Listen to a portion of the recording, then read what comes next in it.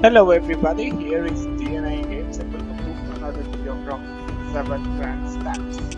As I said on my previous video, before we continue with the Bronze Age, I'm going to do a retrospective on what happened with our uh, ancestors. So here we have the first ones. So the lintel broke, the mason swore, the collapsing entered Stopple Kenneth, our first character from the scaffold. Weak stone, he whispered, coming to. The mason accused Kenneth, you broke it. The work crew left Kenneth lying where he fell. Night came and shivered him. Kenneth looked up. A crescent moon bridged the entrance, replacing the broken piece. Weakened stone, it was easy to crack into smaller pieces. When the mason arrived the next morning, the pieces formed a sturdy arc over the entrance. Feeling surpassed, the mason demolished its clever beauty. Okay, so this is the only thing that happened with our first ancestor. Then we had Salih and Mert. And here, Salih thought to compete in the race to catch 5 animals. He had the he and the other boys were told, search the farm for 5 elders, listen and bring their stories back. The quicker the better. Salih found elder men and women wearing ceremonial headdresses. Carp whispered, river sustains life. Falcon cried, sun is life. Cow bleated, earth gives life. Ram trumpeted, seed starts life, and crocodile growled, death invigorates life. Salih took the time to listen carefully. Although nearly last to finish, he won respect by answering the questions perfectly. But after that, one of overcast dawn, Salih noticed Mert bathing in a river. Playing really, she seemed as carefree as an otter. In childhood they had often swum together. The memory prompted Salih to dive in and frolic invi- invitatingly. They later rested on the shore in each other's arms. The year's harvest was immense. Amphoras for storage were in desperate demand. Salih traded the family savings for a potter's wheel. He hoped never to plow or weed again, but how to begin? Salih practiced throwing pots with the family. So this is how we ascend from farmers to merchants. And then city guards scored the crafts district for able men. They grabbed Salih and forced marched him to a distant camp. He was given command of 7 raw recruits. Salih offered to subordinate his command to a veteran leader of 7. The veteran accepted. He trained them all as frontline warriors. Salih essentially lost his command. So this is how our first artisan uh, have has done in his life. And then we had Jibade and Titu, who also were only artisans. The ready sons of tradesmen were called to the river as at the start of summer. They wore simple, clean tunics. The priests would bless them they they might a bull of rare size. They preached, your skills are given by the gods. They created people to labor for them after their divine servants refused simple trades work. Ply your craft as long and well, then rest, content in the land of the dead, free from need, empty and eternal. A vision of his future came to Jibade. He would be seated on an ebony stool beside the river god and fed dates from a divine servant's delicate finger. The vision inspired Jibade to great embarrassment. Then Tanisha's mother introduced Jibade. He is a promising young man. His pottery skill may one day attract wealthy merchants with an eye for art. Tanisha shouted away, find me a man who delivers. What? Oh yeah, because the first woman rejected us. Then Tutu's mother introduced Jibade. He is a promising young man. His pottery skill may one day attract wealthy merchants with an eye for craft, for art. Tutu took Jiba's hand. You've worked them harshly. Mine will match their uh, coarseness. Okay, so they marry apparently out of love. Then several potters colluded to magnify their voices. Priests who oversaw their production lacked wisdom. It was rare to meet at night. Despite the danger of dark streets, Jibade reached the location unharmed. They arranged themselves before an ancient hero's monument at the peak of the moon's rise. Uh, Sohar or something spoke. We need to be heroes. The priests have decided to use a new source of clay. I tried it, and even my strongest son hates its firmness. Its firm- firmness. It's uh, finicky about what water used to soften it, quickly dissolving. We must speak unanimously against it. He pointed at the obelisk. May Meskilu protect us. Debate called out. Each of us should try this new clay before deciding. It was awful stuff. The potter uh, clamored in unison. They convinced merchants to join them, telling the priests to find better clay. Jibei paid 2 extra bowls of grain in taxes. The priests at the table counted the bowls and compared it to the marked on a clay tablet. He growled, bribes will be punished with mutilation. The guard at his side picked up his spear. Murmurs ran down the line of taxpayers. Jibei fell to his knees and swore that his wife had miscounted. The priests levied a fine as assurance to Jibai's excuse. So Jibaid had no easy life as he had to uh, find an excuse to not get executed. Then Maya and Web Wehambri became the first aristocrats. An elder came to escort Maya to the graveyard.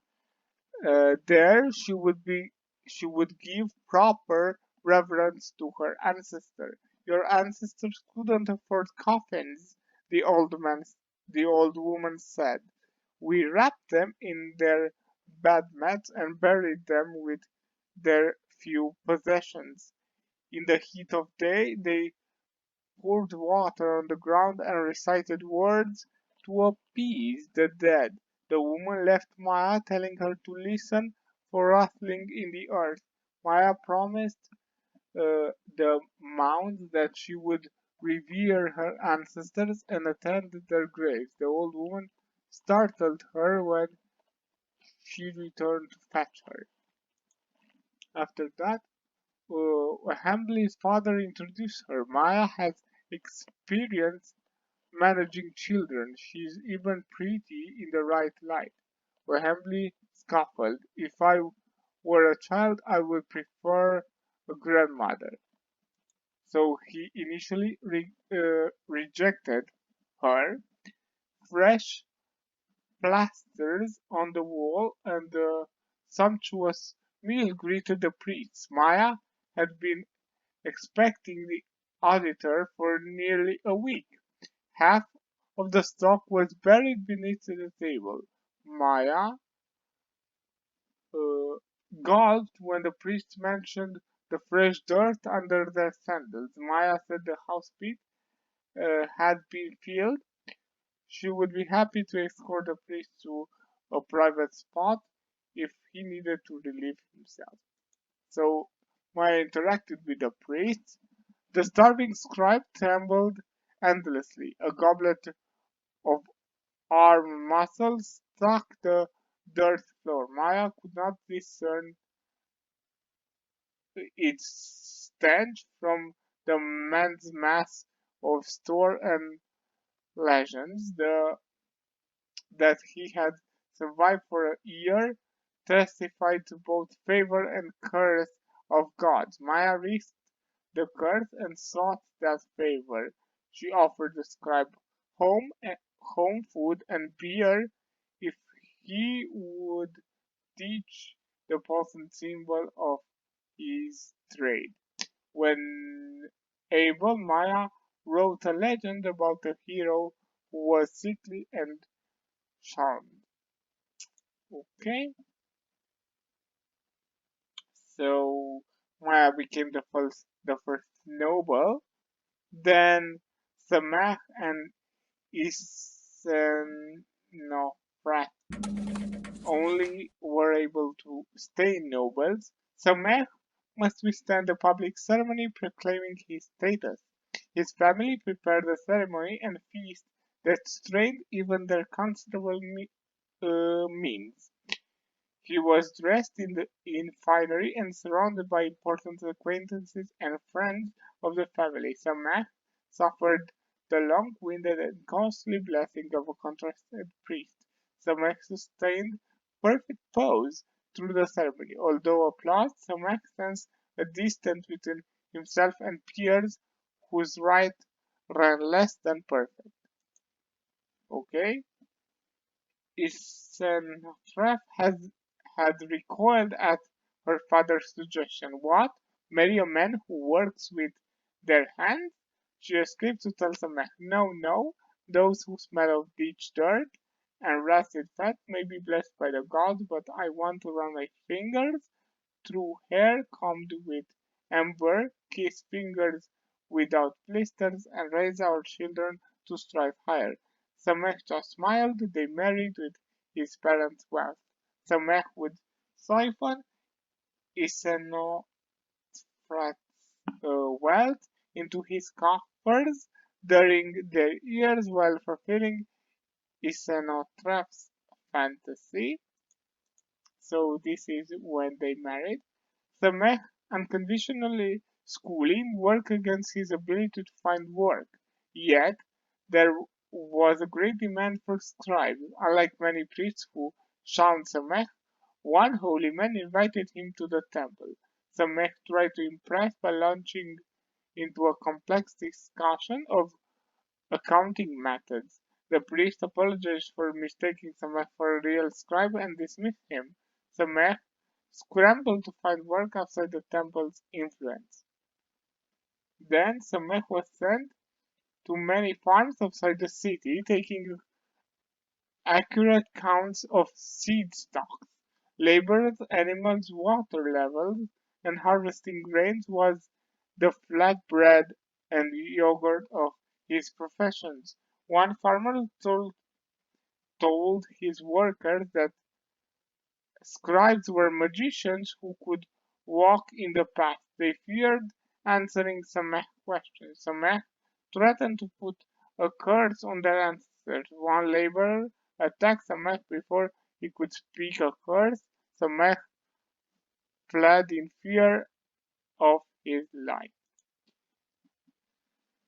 So then we were finally able, with Amasis and Sanath, to reach the ruling caste. Those were the first one. And Amasis must withstand a public ceremony proclaiming his status. His family prepared a ceremony and feast that strained even their considerable means. He was dressed in finery and surrounded by important acquaintances and friends of the family. Amasis suffered a long-winded and costly blessing of a contracted priest.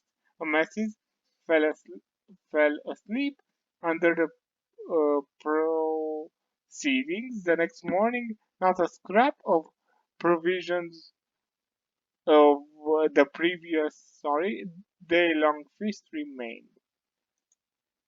Then Senech's mother introduces him to Senech. He can bring the funds of our family needs to crack the ceiling that prevents us from taking control of the city. Senech submitted to her family's ambitions. Then the population of the city grew faster than the infrastructure could be built. Violence over some matters erupted daily, and the recent assembly meetings decayed into unproductive arguing. The ruling administration called a secret meeting. Amasis was lucky enough to be invited. Amasis simply supported his scribe's colleagues' proposal. They convinced the city administration to organize a colony settlement. It would require many scribes. Then bribes and offerings eventually paid off. Amasis was appointed regent over the city's agriculture, working for the city was considered a privilege. Administrators volunteered their time, but fewer ever became poorer. His decision will determine the length of appointment. Amasis vowed to guide the city at every opportunity. Okay, so this is how he became ruler. Around a valid war chief marched into Amasis' office, ignored his underlinings, and confronted Amasis. The enemy approaches. I have scouts reporting that raids could strike the northern fields in as soon as 2 days. You will follow my instructions until the crisis has been eliminated. He barked the action that would be expected. Amasis interrupted. I recognize the urgency, War Chieftain, but why aren't you leading the troops? The commander glared and said, raiding tribes are cowards who won't stand for real battles. They scuttle around and peek at their foes like cranes. By luring them into our field, we can surround them. And that's exactly what happened, if I remember correctly. Then we had our first downfall with Hakaru and Tiu. So a grand ceremony was planned to publicly proclaim Pakaru's status. Servants dressed Pakaru in the finest garments. Important officials and their families surrounded him. A grand feast, a great feast began after Pakaru suffered the long-winded blessing of a high priest. Pakaru interrupted the priest with a restrained cough. The high priest acknowledged Pakaru's discomfort with a nod and proceeded. Then the betrothal was arranged during Pakaru's childhood. They met for the first time a day before their wedding. They were married the next day. So this is what happened. Nothing majorly happened with these two.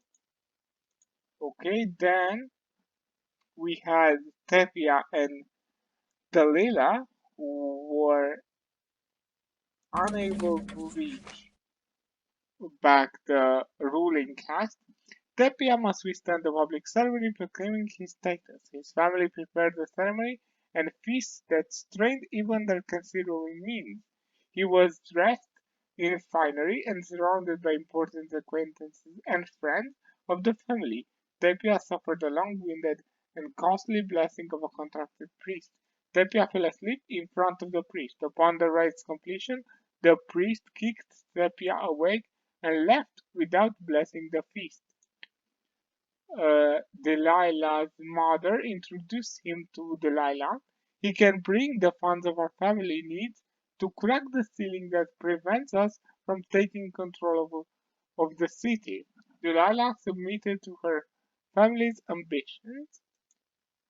Then Thepia found Inekra peering at three tablets. They contained the same poem, praise for the sky god. One was very old, and its symbol was hardly recognizable. Inerka pointed out a line about three men and told Stepia, the old marks indicate a slave, a weaver, and a tribal chief. The newer tablet says they are three young priests. Stepia replied, older stories are more accurate because they are old. Inekra agreed. The, the gods do not change. It is heresy to say otherwise. They resolved never to mention the conflicting tables to the priests. Then Inekra directed Sepia to change the symbol he was using. The hieroglyph of the river god is not right. He had uh, he had looks to the head looks too much like a bird. Tepia corrected his mistake. Tepia erased and redrew the hieroglyphs. Then we were finally able to reach the ruling cast again with uh, D- DC, and Unheard or something like that. So a few days before this celebration of womanhood, a friend of the family called her to an intimate discussion. As a girl, you are your parents' property. As a woman, your husband will think to own you. What is your true value? Dise declared that she was priceless. The family friend lectured a woman for whom none can afford necessities will perish. Then Nergal's father introduced Disi. Uh, she will need careful tutoring to rid her of a lingering common habit, but she is quite beautiful. Nergal scoffed. Put a veil over her tutor and I will marry her instead. Then she was rejected again but by Horin because Horin's father introduced Daisy. She will need careful tutoring to get rid of lingering common habits, but she is quite beautiful. Horin scoffed. Put a veil over her tutor and I will marry her instead. Then a woman working among men offended at least as many upper class women as it did men. Daisy wondered when dotage struck would she remain a maiden. She chose shallow affairs over marriage. It amused her that men who looked down upon her would sometimes beg for favors. So this was the character that actually gave birth to a boy without having a proper husband. Okay? A high flood entered the city. Tradesmen and workers swarmed to find higher ground. The temple district where Death's family lived had been rebuilt atop previous structure. Incidents with warriors who guarded the district left bodies drifting water seemed to crest as if the river god herself respected its sanctity. Daisy concerned herself with protecting critical records. To access the most important vault, he ha- she had to break a sanctified seal. The water receded quickly, making her efforts look foolish. Other scribes worried that Zephy had been cursed. But actually, bribes and offerings eventually paid off. Desi was appointed regent over the city's agriculture. Working for the city was considered a privilege. Administrators volunteered their time, but few ever became poorer. Her decision will determine the length of appointment.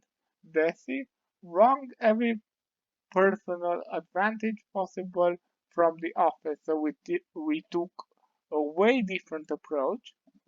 The betrothal was arranged and I remember on almost her last action, Desi was able to marry.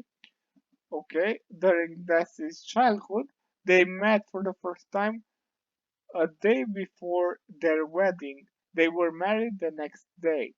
I remember now.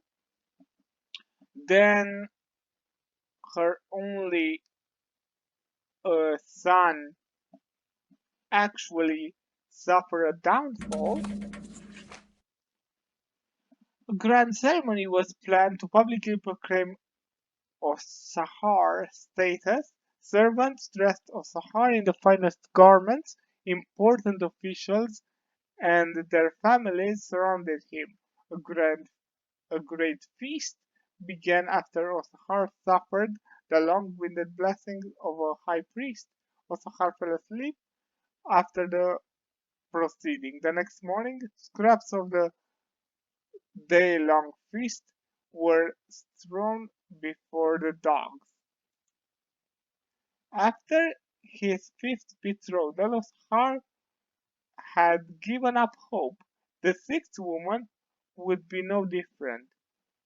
She poured into his presence like the liquid beam of the moon. Laughter filled her soul, and wisdom breathed from her lips. The first time they touched, their feet left the ground. So at least he had love. Then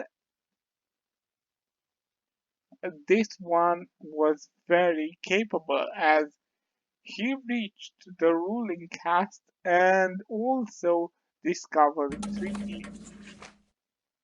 So a few days before Stephanet's celebration of womanhood, a friend of the family called her to an intimate discussion. As a girl, you are your parents' property. As a woman, you are your husband will think to own you.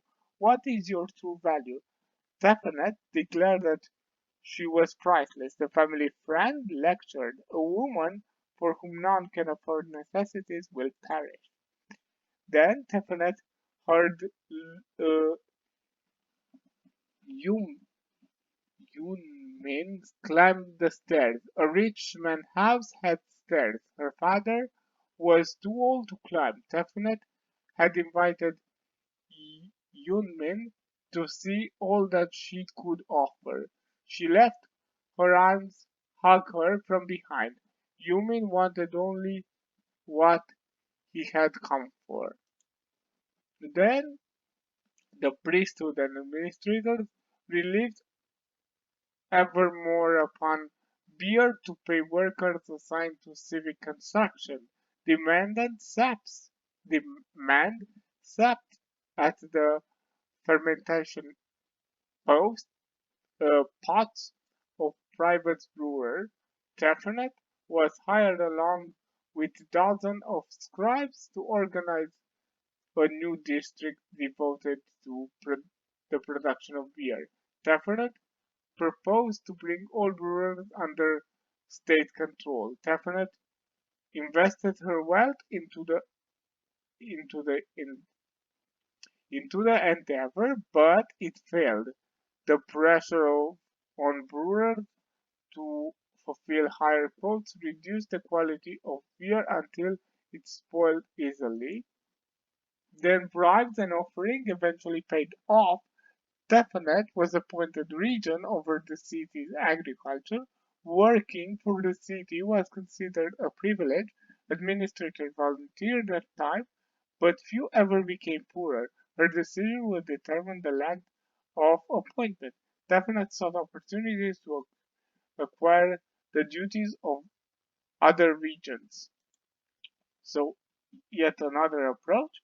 Then we have this general, the gods have cursed our city with famine and blessed our neighbors with abundance.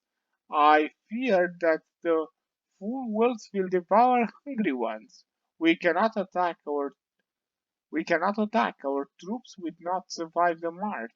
There is no food neither here nor along the way. Instead, we have sent a message of appeasement. Offensive word for surrender. Is this treason? The huge man bellowed. It is a lie. Line the road with men, yours and whoever else you can grab. Make them strut, make them strut them like real warriors. Definitely dismissed the general. The gambit must work. When enemy representatives crossed into their lands, worry clawed at their stomachs. So many warriors, it was a force sufficient to annihilate their city. By the time the ambassador greeted Taphanet, he was eager to accept mutual promises of peace. They even decided upon an equitable trade pact. The tablet of their agreement lasted 1,000 times longer.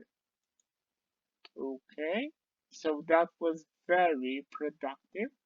Then we suffered a downfall that lasted several generations, starting from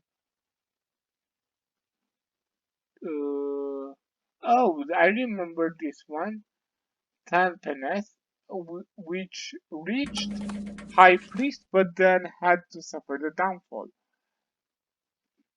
Tantanes was to be presented to potential suitors. Her her behavior would determine potential political union. A night of music and storytelling with in invitations for the wealthy and powerful was organized for Tappanet's benefit. It was to be her social debut. Her attendance was communicated only informally. Tavernas followed every bit of advice offered. The night nearly fell into disaster when one suggestion proved poisonous. Then the betrothal was arranged during Taverna's childhood. They met for the first time a day before their wedding, and Dukna told his parents to stop this marriage or he would kill himself. So this one rejected us. Then Chenzira sent an entourage to propose to Tethnes. Their message told of Chenzira's earnest love in words that he had labored over for weeks. Tethnes accepted his position and wealth, but not his love. So she was not interested in uh, his husband. Then we had Jamila and Mauson, who remain as aristocrats. A few days before Jamila's celebration of womanhood, a friend of the family called her to an intimate discussion. As a girl, you are your parents' property. As a woman, your husband will think to own you. What is your true value? Jamila declared that she was priceless. The family friend lectured. A woman for whom none can afford necessities will perish. Then Jamila had recoiled at her father's suggestion. What? Marry a man who works with their hands? She escaped to tell Usi, no, no, those who smell of ditch dirt and rancid fat may be blessed by the gods, but I want to run my fingers through hair combed with amber, kiss fingers without blisters, and raise our children to strive higher. Usi pushed Jamila suddenly. Leave before my parents hear you. They think the same, but I would rather bed an earnest worker than touch the fettered flesh of idleness. Then Jamila recoiled again at her father, but she actually married Mosman. Jamila just smiled. They married with her parents' wealth. Jamila would siphon Mohsen's wealth into her own coffers during their years while fulfilling Mohsen's fantasy. And to wage war, the high priests command great sacrifices of valuables from the wealthy. The lower classes were themselves sacrificed. Jamila feared the conscription not of her children but of her wealth. Everyone feared for their lives when the enemy troops heaved their way through soldiers defending gates. Jamila joined other elite voices and begged the priests to surrender. The priests ordered them dismembered and their parts flung at the enemy. Those extra supplies were insufficient and the enemy retreated back to their city. So I remember this one was actually sacrificed. Then we actually have one character which reached the ruling caste only to fall from it on the same character. So this one was Tanisha and Jarha. I think that this one was because she was caught stealing, right? A few days before Tanisha's celebration of womanhood, a friend of the family called her to an intimate discussion. As a girl, you are your parents' property. As a woman, your husband will think to own you. What is your true value? I am worth the wealth I acquire in my life. Tanisha asserted greedily. The woman forced an empty smile and left her. Then Tanisha had recoiled at her father's suggestion. What? Marry a man who works with their hands? She escaped to tell Jarha. No, no. Those who smell of ditch dirt and rancid fat may be blessed by the gods, but I want to run my fingers to hair combed with amber, kiss fingers without blisters, and raise our children to strive higher. Jarha just smiled. They married with his parents' wealth. Jarha would siphon Tanisha's wealth into his own coffers during their year while fulfilling Tanisha's fantasy. A high flood entered the city. Tradesmen and workers swarmed to find higher ground. The temple district, where Tanisha's family lived, had been built atop previous structure. Incidents with warriors who guarded the district left bodies drifting. Water seemed to crest as if the river god herself respected its sanctity. Tanisha concerned herself with protecting critical records. To access the most important vault, she had to break a sanctified seal. The waters reached quickly, making her efforts look foolish. Other scribes worried that Tanisha had been cursed. Then, bribes and offering eventually paid off. Tanisha was appointed regent over the city's agriculture. Working for the city was considered a privilege. Administrators volunteered their time, but fewer ever became poorer. Her decision would determine the length of appointment. Tanisha sought opportunities to acquire the duties of other regents, and then once again, population of the city threatened to outstrip urban development. Tanisha was given additional duties regarding the formation of a colony. Tanisha requested the role of organizing supplies to establish the colony. They agreed that she would arrange supplies for the migration and initial establishment. And then she was caught stealing, and she was not allowed actually to remain in the ruling caste. Then we had Judah. So these are the last three generations. Then we had Judah, who was the last of the aristocrats. Judah must withstand a public ceremony proclaiming his status. His family prepared a ceremony and feast that strained even their considerable means. He was dressed in finery and surrounded by important acquaintances and friends of the family. Judah suffered a long-winded and costly blessing of a contracted priest. Judah dry shallow co- to keep from coughing. Eventually, the ceremony ended and the feasting began. Uh, Sadeh's mother introduced him to Sadeh. He can bring the funds of our family to crack the ceiling that prevents us from taking control of the city. Sadeh argued. Bribing our way into position of control would undermine the strength of that control. No, thank you. Then Judah actually recoiled at his mother's suggestion. What? Marry a woman who works with their hands? He escaped to tell Nefrat, no, no, those who smell of ditch dirt and rancid fat may be blessed by the gods, but I want to run my fingers through hair combed with amber, kiss fingers without blisters, and raise our children to strive higher. Judah pushed Nefrat suddenly. Leave before my parents hear you.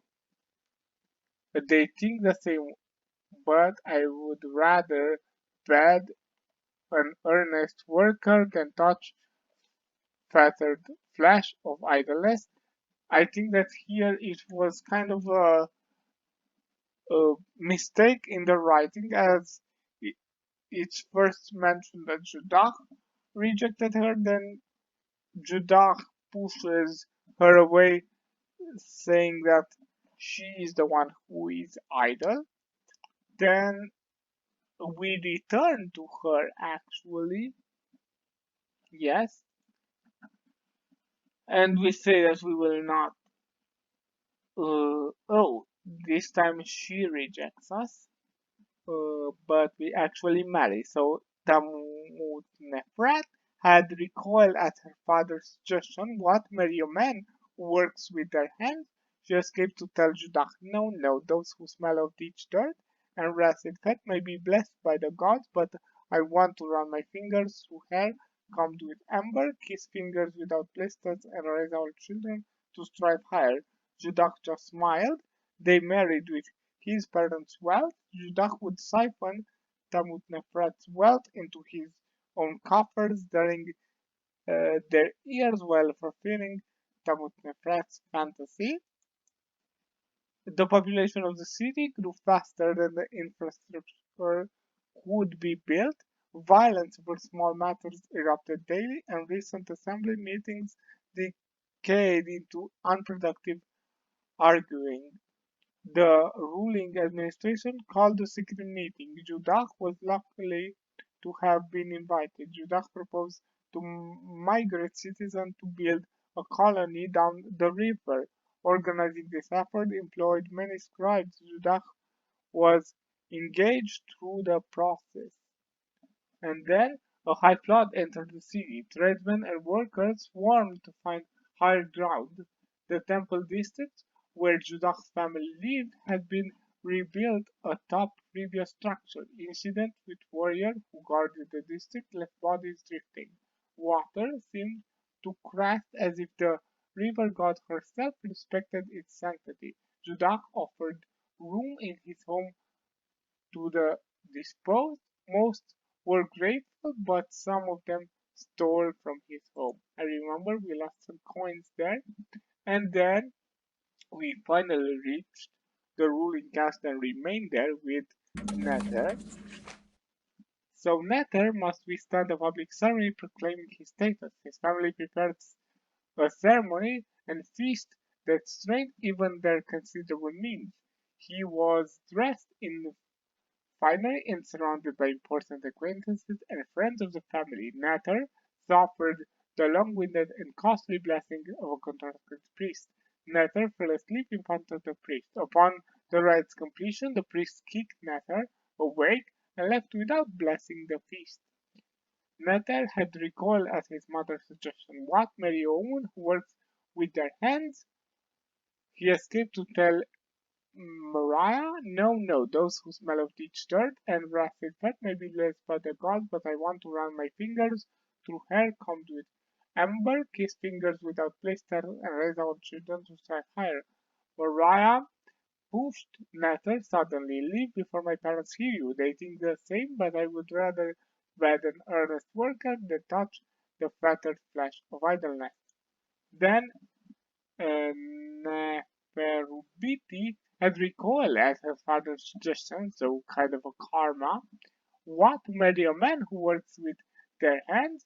She escaped to tell Nathan, no, no, those who smell of ditch dirt and rusted fat may be blessed by the gods, may be blessed by the gods, but I want to run my fingers through hair combed with amber, kiss fingers without blisters, and raise our children to strive higher. Nether just smiled. They married with his parents' wealth. Nether would siphon Neferubiti's wealth into his own coffers during their years and fulfill Neferubiti's fantasy. Okay, and finally, bribes and offerings eventually paid off. Nether was appointed regent over the city's cities over the city's agriculture. Working for the city was considered a privilege. Administrators volunteered their time, but few ever became poorer. His decision would determine the length of appointment. Nathan kept close watch on subordinates eager to replace their superiors. And finally, the last one was Tetian. So, a grand ceremony was planned to publicly proclaim Tetian's status. Servants dressed Tatian in the finest garments, important officials and their families surrounded him. A great feast began after Tatian suffered the long-winded blessing of a priest. Tatian maintained perfect pose through the ceremony. The high priest stayed to bless the feast. He partook of it heartily. Then Mossy sent an entourage to propose to Tatian. Their message told of Mossy's earnest love in words she had labored over for weeks. Tatian accepted her position and wealth, but not her love. Then, once again, the population of the city threatened to outstrip urban development. Tatian was given additional duties regarding the formation of a colony. Tatian requested the role of organizing supplies to establish the colony. They agreed that he would arrange supplies for the migration and initial establishment. Then wooden shovels, sandals, goats, pigs, donkey carts, pottery wheels, magic charms, beer, jugs of fruit, weapons, seeds, plows, copper ingots, forging tools, rope, cloth, and rough-shaped wood were a smattering of the supplies required. Tatian spent funds hiring scribes to organize each type of good. A sense of camaraderie arose between those professionals, and their offers meshed like beautiful fabric. The high priest was in a jovial mood. It was time to tax the citizen. Each always complains he pays more than other. He laughed. Then he sobered. The problem is many can easily avoid our collectors. Tatian proposed. Scribes already track the grains on farms. Perhaps we should track the people there in the city as well. Luckily for him, the city's populace never discovered who cursed them, so generation after generation. And then smoldering rebellion flattered in flames of defiance. A colony of former cities of former citizens allied with an old enemy, the city of the sun god. Two other colonies declared independence. The slowly curtain of flow of their goods uh, curtailed. Okay. This city of the sky god had been weakened by multiple years of poor harvest, and they thought to extract a better price from the city that begat them. Tatian was given emergency power over the city's every function. Whispers of war broke into shouts demanding conquest. Tatian reformed the government, placing talented and patriotic administrators in position. The new administration argued and debated and compromised, accomplishing some good, but before major changes could be implemented, the enemy approached the gate. The enemy city, emboldened by those rebellious colonies, struck with a vast army. It swarmed against the wall but was soundly repulsed. The army then surrounded the city to starve it into submission. Tatian sent out forces to prevent the city's isolation. They managed to keep a route open to brave traders. A month passed before the enemy fell back for resupply. The citizens barely had strength to cheer. And now we are finally in the Bronze Age.